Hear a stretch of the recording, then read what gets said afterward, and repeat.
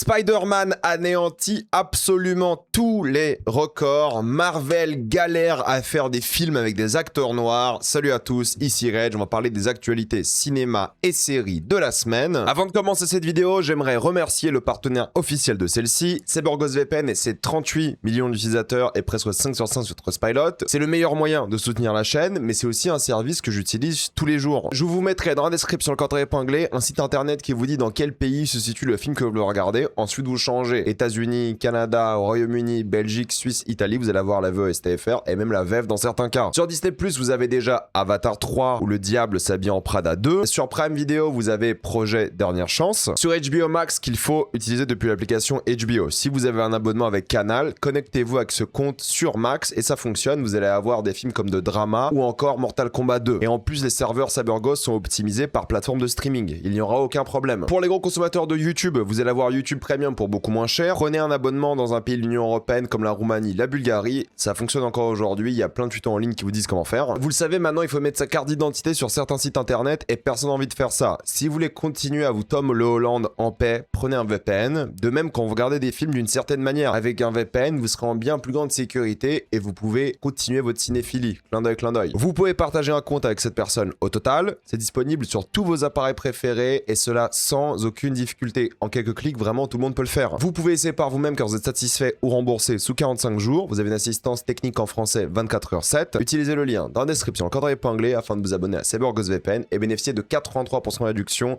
plus 4 mois gratuits. Foncez sur l'offre. Évidemment, en pleine promo de Spider-Man Brand New Day, il y a plein d'actualités Marvel, dont une triste annonce qui m'a un peu déçu, honnêtement, c'est l'annonce de l'annulation de Blade. Blade a été annoncé en 2019 avec Mahershala Ali. Mahershala Ali, à l'époque, il venait de gagner 2 Oscars quand même, pour Moonlight, pour Green Book. Le mec était sur le toit du monde, l'un des acteurs noirs qui a le plus percé à ce moment-là, lors de cette décennie. C'était logique de le mettre en Blade, il avait la cote, il était chaud, il s'est entraîné, il était prêt pour Blade. 2019, 2020, 21, 22, 23, rien. Il a un petit caméo vocal à la fin des Éternels, donc ils avaient encore envie de faire le projet à ce moment-là. Les réalis changent, je crois qu'il y a eu 4 réals différents, des scénaristes différents et tout, et c'est bon, ils arrêtent. Ils annulent le projet. Mahershala Ali a dit que son contrat, c'est terminé. Ils vont jamais faire le film Blade. Kevin Feige est déçu. Ne comprend pas pourquoi ils n'ont pas réussi à faire un film Blade. Et moi non plus. Je ne comprends pas. Il y a un moment, un film Blade. Un vampire qui tue des vampires. Qu'est-ce qui était compliqué, quoi? Rien. Et Mahershala Ali était quand même assez énervé parce que ça lui a pris du temps. Ça lui a pris du planning, tout simplement. Il était occupé sur Blade, donc il n'a pas pu bosser sur d'autres projets, ça l'a un peu fait chier littéralement. En plus c'est un gars qui a du mal à trouver des projets intéressants alors qu'il a 2 Oscars pour rappel, donc c'est un projet qui a un peu gâché sa carrière pendant un moment, plein de discussions avec des scripts, des réals et tout. Il était pas producteur ou quoi, mais forcément t'as envie d'avoir l'avis de l'acteur principal, de ce qu'ils allaient faire. À un moment c'était même pas lui l'acteur principal, bref n'importe quoi. Il y avait Mia Goth au casting, putain il y avait un casting déjà quoi, il y avait une volonté de faire un truc plutôt cool. Et ouais, il est en colère. C'est normal qu'il soit en colère. Il a dit que si Marvel voulait faire le film, ils auraient pu faire le film. Ils ont des milliards. Et il a raison. Donc c'est logique qu'il soit en colère par rapport à ça. C'est logique qu'il soit déçu. C'est quand même 7 ans de sa vie où on l'a fait balader à droite à gauche et on va le faire, on va pas le faire. C'est n'importe quoi. C'est décevant. C'est ridicule. Putain, c'était le choix parfait pour Blade, bordel. C'était Blade le mec, quoi. C'était tellement la suite logique à Wesley Snipes. Tellement un acteur comme ça qui était sur un projet intéressant, Blade, R-rated, violent, la Marvel, ça aurait changé un peu la face de Marvel. Et non. Et non, et non. Projet annulé. C'est ridicule. Et il faut parler un peu de ça quand même. Il faut parler d'à quel point Marvel annule des projets avec des acteurs noirs, quoi. Il y a un moment, regardez, Blade annulé. Quand même, c'est genre le super-héros noir par excellence hors Black Panther. Et Black Panther est l'exception. Pour moi, Black Panther, c'est un truc... C'est un miracle que c'est fonctionné comme ça. Mais le reste, ils ont annulé Wonder Man la semaine dernière. La série a eu du succès, c'était nommé à des Emmy Awards et tout. Ils l'ont annulé alors qu'ils avaient annoncé une saison 2. Ils l'ont quand même annulé. Au final, le showrunner était déçu, l'acteur principal était déçu, normal. Armor Wars avec Roddy, ils l'ont annulé. À la base, c'était un film, puis une série, puis de nouveau un film. Le personnage, au final, c'était un Skrull depuis 2016. Bref, aucun sens. Ils respectent pas les acteurs noirs. C'est ça la vérité. Kang. Alors Kang, il y a l'excuse de Jonathan Majors, parce que Jonathan Majors, voilà, tribunal, tout ça. Mais en réalité, il cherchait une excuse pour le remplacer. Parce que Kang, c'était le mec le plus facilement remplaçable et recasté de l'histoire. c'est un mec du multivers, t'aurais pu facilement le recast. Mais suite au flop d'Ant-Man et Quantumania, où Kang se fait quand même buter par des putains de fourmis, là j'allais dire araignées, mais c'est des fourmis, ils ont décidé de changer la DA du multivers, de rechanger toute la phase et de partir sur Doomsday. T'as quand même 4 projets avec des personnalités noires qui ont été supprimés, annulés, alors que bah, y avait du potentiel, ça aurait pu marcher. Mais Blade, c'est l'atrocité en question, c'est n'importe quoi, c'est ridicule et c'est évidemment extrêmement décevant. Mais au moins, Mahershala Ali a utilisé son entraînement à l'épée pour le film Mother. La bande-annonce a été diffusée. Ça a l'air trop bien. Visuellement, ça déchire. Ça a l'air d'être un film d'action qui a l'air d'être aussi assez intime, un peu sur la famille, la vengeance et tout. Il joue un assassin et visuellement, ça tue. Regardez la bande-annonce. Franchement, l'esthétique, l'action a l'air folle. Il a l'air vraiment de s'éclater dans ce rôle et tant mieux. J'espère que ce sera un succès. J'espère que le film sera bien parce que franchement, vu l'échec de Blade, c'est la moindre des choses. Vu qu'il est énervé par rapport à Blade, j'espère qu'il a pu se défouler dans ce film-là et dans ce projet. Parce que franchement, c'est pas normal d'avoir autant perdu de temps et de pas en sortir au moins un truc. Bon, bah visiblement, l'entraînement à l'épée, l'a sorti dans ce film. J'ai hâte de voir Mother. J'espère qu'il sortira un jour en France, en salle, parce que le projet a l'air hyper intéressant. Si on continue de parler de Marvel, il faut parler de Samara Weaving, qui est officiellement Emma Frost dans les X-Men. Le casting des X-Men avance. Pourquoi? Car en fait le tournage doit commencer bientôt. En réalité, le film X-Men doit sortir pour 2028 en théorie. Le casting devrait être annoncé là à la D23, vous savez, la convention de Disney. Donc ils sont en train de cast à peu près tout le monde. Samara Weaving en fait partie. On connaît déjà Jean Grey, c'est Sadie Sink évidemment. Donc oui, le casting sera bientôt révélé. Et oui, elle est parfaite pour Emma Frost, hein, disons les choses. Hein. Elle a la gueule, elle a le talent, c'est une super actrice. Franchement, sur ça, il n'y a rien à dire. Donc j'ai hâte de voir le casting complet des X-Men qui sera ou révélé progressivement ou une grosse annonce lors de la D23 dans quelques semaines. Je pense que c'est le meilleur pari. Et oui, ils vont relancer la phase X-Men avec évidemment Secret Wars qui va conclure une phase de Marvel. Et j'ai hâte qu'ils lancent les X-Men parce que moi j'adore les X-Men. Honnêtement, j'ai toujours adoré plus les X-Men que les Avengers. Donc j'ai très hâte de voir ça. Mais oui, le casting sera bientôt révélé. Ensuite, il faut parler de Kevin Feige qui se moque de nous. Bah disons les choses, il se moque de nous parce que déjà il n'a pas réussi à faire un film Blade alors que voilà, milliards comme disait Mahershala Ali. Mais surtout qu'il a fait une interview récemment où il disait que Doomsday n'a pas eu de build-up comme Thanos, mais surtout que le build-up de Thanos dans la saga des Pierres d'Infinité était inventé, était dans la tête des gens. D'après lui, il n'y a pas de build-up de Thanos pour le MCU. Il y a juste une scène avec le trône, il y a juste une scène où il prend le gant, mais il se fout de notre gueule ou quoi? Il se fout de notre gueule ou quoi? Non mais sans déconner, il y a un moment, il y a putain de je sais pas combien de films dans la phase 1, 2, 3 qui parlent des Pierres d'Infinité, des scènes qui parlent de Thanos, et le deal c'était ça en réalité. Nous, on regarde tous les films, et en échange, tu fais un build-up. Tu nous ramènes à Thanos. C'était ça vraiment le deal. Et non, il n'y a pas de build-up et tout. Mais connard, t'as pas mis 6 pierres d'infinité dans plein de films différents pour rien. C'est du build-up, on appelle ça. C'est pas juste une scène post-générique ou quoi. C'est du build-up. Donc il y a un moment, stop. Il se fout de notre gueule. Au fait, il aurait dû assumer. Oui, multivers, ça n'a pas marché. Oui, Kang, on n'a pas réussi. Aveu d'échec, c'est pas grave. Et là, on pense que Doomsday, ça peut le faire en un film. Why not?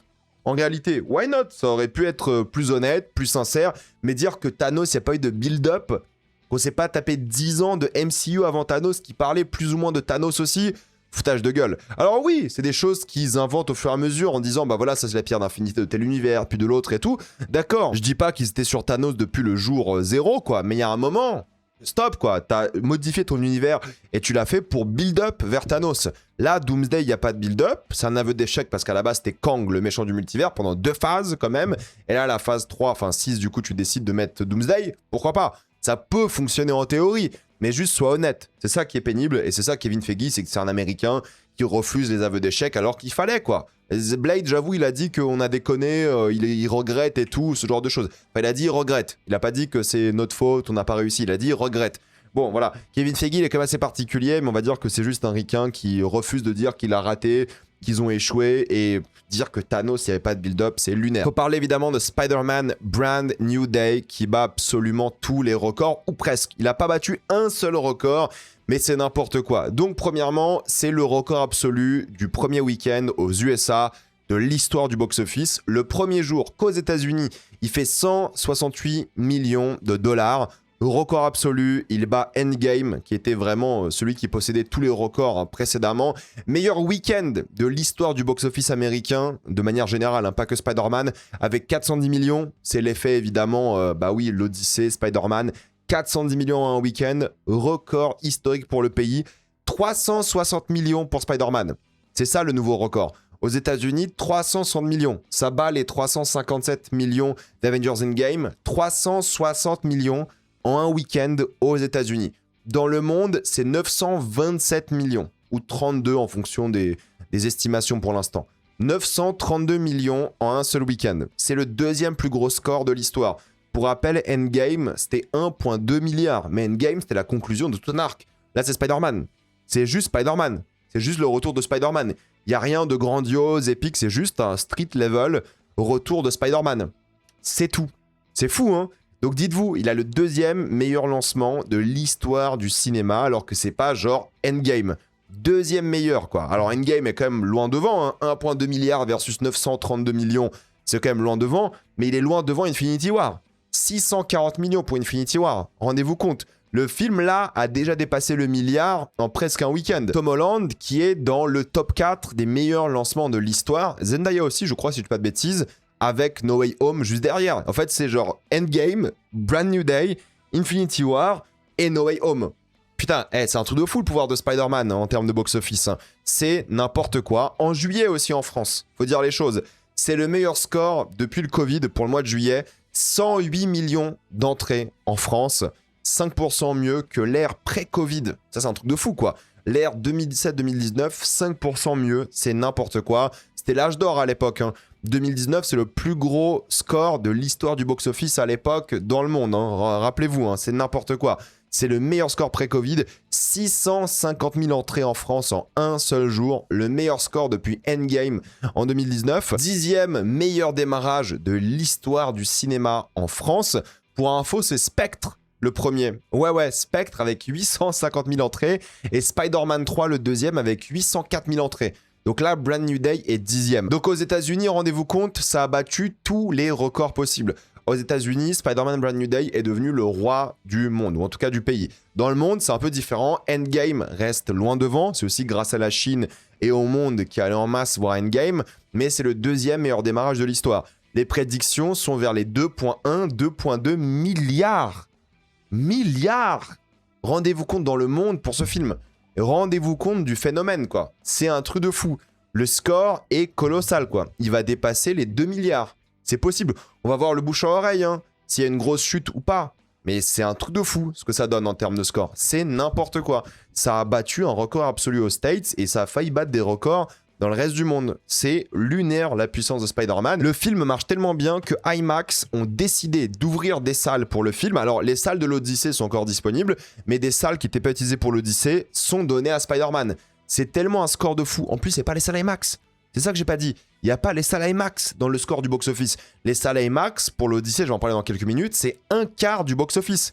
Là, il n'y a même pas de salle IMAX pour Spider-Man. Ils vont en ouvrir quelques-unes, mais il faut savoir qu'aux États-Unis, toutes les salles premium, Screenis, KDX, Dolby Vision, c'est des records historiques aussi. Donc rendez-vous compte, ça a battu tous les records. Là, ils ouvrent en IMAX. Ça ne sera pas beaucoup de salles, mais quand même quelques salles, parce que c'est l'Odyssée qui a la priorité. Mais c'est un truc de fou. L'Odyssée et Spider-Man vont se battre pour les salles IMAX. C'est IMAX qui décide au final, hein. Mais c'est n'importe quoi. En termes de chiffres, en termes de score, c'est une folie. Donc de nouvelles salles IMAX seront disponibles partout dans le monde pour voir Spider-Man Brand New Day. Est-ce que ça vaut le coup en IMAX ? Honnêtement, le format est un peu différent, c'est du 1,90, mais bon, vous n'allez pas voir beaucoup plus. Vous savez, c'est quasiment 15% de plus de l'écran. C'est pas une différence folle. Bon, la qualité sera un peu meilleure, le son un peu meilleur. Mais globalement, moi, je trouve que c'est pas des films qui méritent d'être vus en IMAX. Le seul vrai IMAX qui mérite d'être vu, c'est l'IMAX 70 mm. Le reste, c'est pas mauvais, mais c'est pas ce que je trouve extrêmement intéressant. Ensuite, si on doit continuer de parler de Spider-Man, Andrew Garfield a dit qu'il aimerait revenir dans Spider-Man si l'idée est bien. Si l'idée est folle, un peu déjantée, genre un road trip, il serait chaud. Garfield, un road trip, il y a déjà eu. Ça s'appelle Spider-Man Far From Home. Moi, j'adore Spider-Man Far From Home. Je trouve que l'idée d'avoir un Spider-Man road trip en Europe, lunaire. Incroyable, une super idée pour le coup. Donc le road trip ça a déjà été fait. Mais si Garfield reviendra un jour, oui, il faut une bonne idée. Mais c'est un mec qui fait plutôt des films d'auteur, donc il faut lui mettre sur quelque chose un peu plus autorisant, un truc un peu plus fascinant. Mais il reviendra sûrement un jour. De toute façon, il sera dans Secret Wars. On le sait pas encore, mais il sera dedans. C'est obligé qu'il soit dans Secret Wars. C'est logique. Si on parlait d'IMAX et de l'Odyssée, oui, l'IMAX de l'Odyssée sera rallongé partout dans le monde jusqu'en septembre pour l'IMAX 70 mm. C'est déjà complet à Montpellier. C'est complet à Bruxelles, C'est 25% du box-office du film, 910 millions au box-office international, un succès gigantesque, bientôt le plus gros succès de la carrière de Christopher Nolan, un truc de malade mental. Et ça cartonne tellement qu'ils mettent encore plus de salles IMAX. Il y a tellement une demande pour salles IMAX, où c'est les gens ils disent ouais c'est du mépris de classe, ouais c'est un truc pour les riches et tout, c'est blindé. C'est blindé, au fait c'est les pauvres aussi qui vont voir ce genre de film, c'est les prolos, c'est tout le monde, parce que les gens qui vont pas au cinéma régulièrement, quand ils y vont, ils se disent, bah vous savez quoi, je vais voir l'Odyssée dans le format ultime. Et c'est blindé. C'est pas les riches qui vont en boucle à ces séances-là. Hein. C'est les gens qui vont au cinéma 2-3 fois par an. Et quand ils vont au cinéma, ils se disent, bah je dois y aller dans le format le plus adéquat, le plus incroyable. Et j'ai envie de prendre ma claque. Et c'est pour ça que Montpellier c'est plein, Bruxelles c'est plein. Le BFI, quand ils ont annoncé ça, il y avait 40 000 personnes qui faisaient la queue pour avoir accès à une séance. Rendez-vous compte, c'est une folie furieuse. Donc oui, l'Odyssée sera rallongée en IMAX. Il y aura de plus en plus de séances IMAX pour ce film. Pour ceux qui l'ont raté, peut-être il y a de nouvelles places qui vont s'ouvrir, qui vont se débloquer, à voir, mais faites bien attention à ça. Ensuite, Christopher Nolan est toujours en pleine promo pour l'Odyssée. Il a dit que les critiques amateurs avaient un problème. C'est-à-dire que lorsqu'un critique amateur comme moi, par exemple, identifie le mécanisme de narration d'un film, ça ne veut pas dire que c'est mauvais. C'est pas parce que tu as compris comment ça fonctionne que c'est mauvais. C'est pas parce que tu as compris pourquoi un narrateur, un metteur en scène, un scénariste a fait certains choix que de facto c'est mauvais. Et ça c'est un truc, il a raison, ça arrive souvent. Ah mais il a fait ça comme ça, c'est nul. Non, c'est juste que tu as compris ce qu'il a fait, ça veut pas dire que c'est nul. Alors ça n'annule pas les critiques qu'on peut faire à Nolan sur l'exposition, sur l'action et tout, mais c'est vrai qu'il y a beaucoup de critiques qui, pour moi, il y a deux problèmes dans la critique amateur. Il y a le problème de la critique où on se dit, ok, bah c'est pas un film qui est en adéquation avec mes valeurs, donc je vais moins le respecter, ce qui n'est pas une critique justifiable, hein. C'est pas une critique qu'on puisse faire à une œuvre par rapport à l'œuvre en soi, c'est pas parce que c'est pas tes valeurs que bah, c'est pas forcément bien en tant que film, on peut ne pas aimer mais c'est pas forcément mauvais.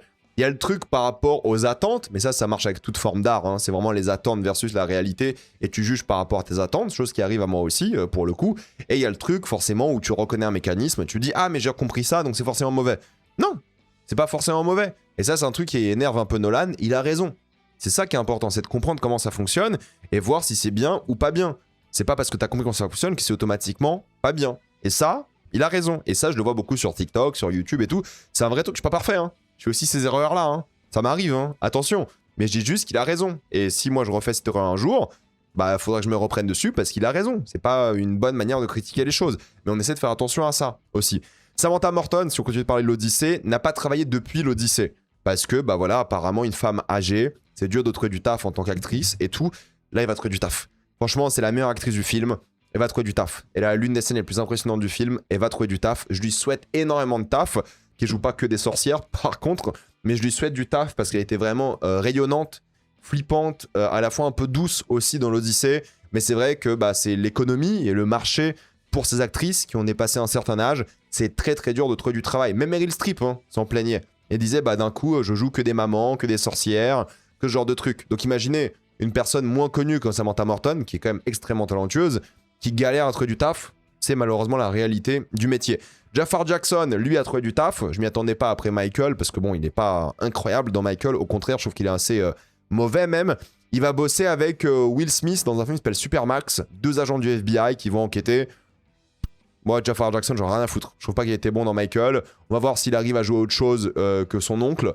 Mais oui, Will Smith, les choix de carrière, ça fait longtemps qu'il n'a pas fait un film intéressant. Je pense pas que ça va être bien. The Invite, le film qui sort chez nous en septembre, cartonne. Voilà, c'est 40 millions au box-office pour un budget de 6 millions. C'est un petit film. Apparemment, il y a des trucs un peu chocs. Apparemment, c'est des trucs un peu surprises qui vont faire parler et tout. Il sera sûrement disponible en VOD avant la sortie en France. Mais en tout cas, il sort en septembre chez nous et ça marche très très bien au box-office. C'est une belle surprise vu le budget. Ça cartonne. James Bond, l'acteur, sera connu d'ici la fin de l'année. En théorie, c'est ce qu'Amy Pascal a dit, de chez Sony évidemment, qui s'occupe aussi du projet. Ils espèrent révéler l'acteur avant la fin de l'année, ce qui est logique parce que le tournage devrait commencer là en 2027 pour une sortie en 2028. C'est le plan de Denis Villeneuve, donc là ils vont trouver l'acteur. Ils ont le scénario prêt, normalement. S'ils ont commencé le casting, c'est que le scénario est quasiment bouclé, c'est ce qu'ils avaient dit. Donc là, annonce de James Bond fin d'année. Ensuite, tournage 2027, sortie 2028, au plus tard 2029. Mais oui, là, Denis Villeneuve, il va enchaîner. Il sort Dune, et je pense qu'ils vont se focus sur le marketing de Dune et tout, surtout lui. Ensuite, il va se lancer sur James Bond pendant les 2-3 années qui viennent, voire plus en fonction du film et de comment ça se passe avec Amazon. J'ai un peu peur, non pas du casting, mais j'ai un peu peur parce que Amazon, ils ont dit qu'ils vont faire leur James Bond à leur sauce, et ça m'inquiète un petit peu, honnêtement. Takashi Miike sort un nouveau film qui a l'air vraiment pas mal pour le coup, ça s'appelle Bad Lieutenant, ou Lieutenant, Tokyo. Ça envoie, voilà, ça envoie, la bande-annonce elle est mortelle, c'est violent, c'est gore, ça a l'air fun, j'ai hâte de voir ça, j'espère qu'il sortira en France, parce que la bande-annonce m'a grave donné envie, ça a l'air trop cool. David Lowery tourne un film avec Noémie Merlan, c'est un film qui va parler apparemment du XIIIe siècle, ça s'appelle Pour Claire, on ne sait pas exactement c'est quoi les détails, mais il est en train de le tourner maintenant, c'est un film qui n'était pas forcément annoncé, c'est voilà, lors du tournage que ça a été annoncé. Ça sortira, on imagine, l'année prochaine. Je suis curieux de voir ce que David Lowery va faire en Europe et quel film d'auteur il va proposer ici, parce que ça pourrait être très intéressant. Vincent Pastore, ou Vincent Pastore, du coup j'imagine, nous a quittés. RIP à lui forcément, qui repose en paix. Il jouait Big Pussy dans Les Sopranos, un rôle assez mémorable, et beaucoup des acteurs des Sopranos nous ont quittés. Il reste plus grand monde, mais quelle série, quel cast incroyable. Donc une pensée à lui, sa famille et ses amis. God of War, là c'est le problème. Vous savez, Ryan Hurst a été remplacé dans God of War. Il ne joue plus Kratos à cause d'une blessure au biceps qui lui fallait presque 1 an de convalescence, 6 mois de repos plus 6 mois de réentraînement, de réhabilitation et tout. 1 an, c'est beaucoup pour Amazon. Ils ont décidé de recast, évidemment, Kratos. Il y a 2 problèmes. Premièrement, ils ont décidé de recast Kratos et ils ont décidé de recast Atreus pour la saison 2. Donc l'acteur d'Atreus saison 1 sera remplacé pour la saison 2.